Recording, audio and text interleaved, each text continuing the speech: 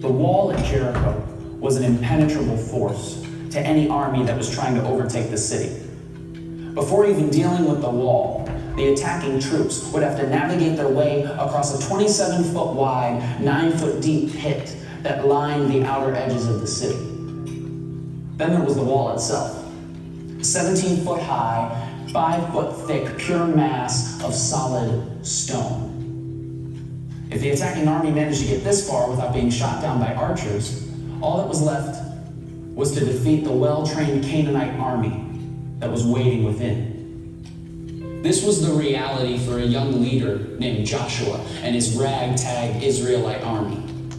These Israelites, who had seen an entire generation live and die while wandering through the desert, were tired, hungry, and facing what seemed like an impossible task, a hopeless situation. Now, I haven't lived very long, but I've lived long enough to know this, that running into walls is a part of life.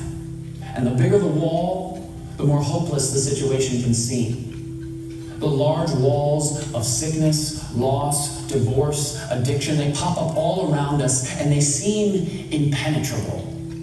And just like the wall at Jericho, these walls rarely stand alone. The walls of our lives are often accompanied by a deep pit of pain, suffering, and despair, and all the while an army of hopelessness attacks us on every side. The question is asked all the time: if God loves us so much and is so powerful, then how could he allow these walls to pop up around me?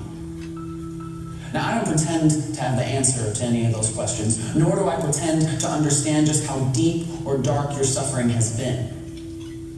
I simply want to suggest that maybe God does his best work from seemingly hopeless situations.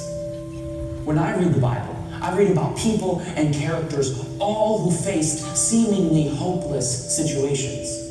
In fact, I cannot find a single person who walked faithfully with God without first facing a hopeless situation. Adam and Eve ruined paradise by inviting sin and death into a perfect world. A hopeless case. Joseph was betrayed by his brothers for his pride and put in prison. A hopeless case.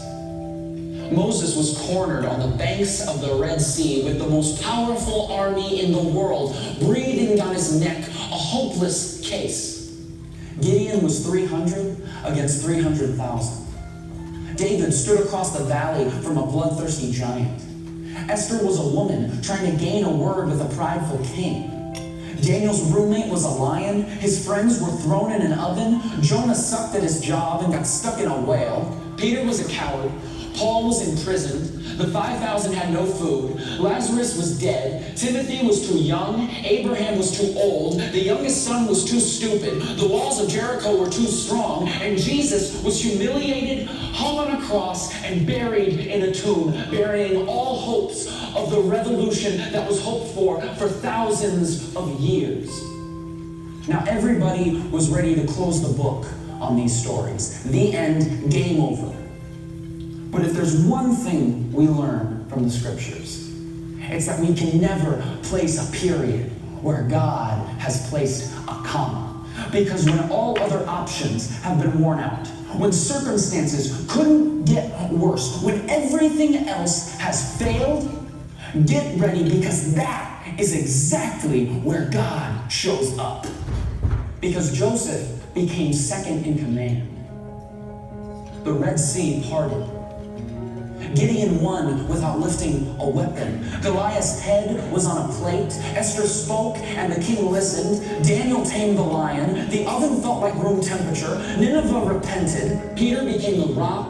Paul rejoiced. 12 basketfuls were left over. Lazarus was just kidding. Timothy built a church. Abraham built a family. The youngest son came home to a party. The walls of Jericho came tumbling down. And Jesus Christ pulled off the resurrection, defeating sin and death, and the creation that had been lost so many years ago is now restored for all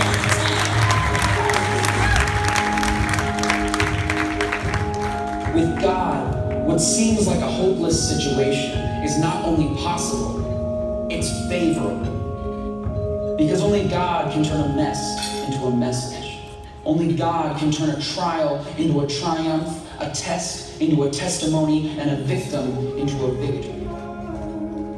His power is made perfect in weakness. So let us rejoice in our trials and hold unswervingly to the hope we profess. Because he who promised is faithful, was faithful, and will always be faithful, no matter how hopeless the situation.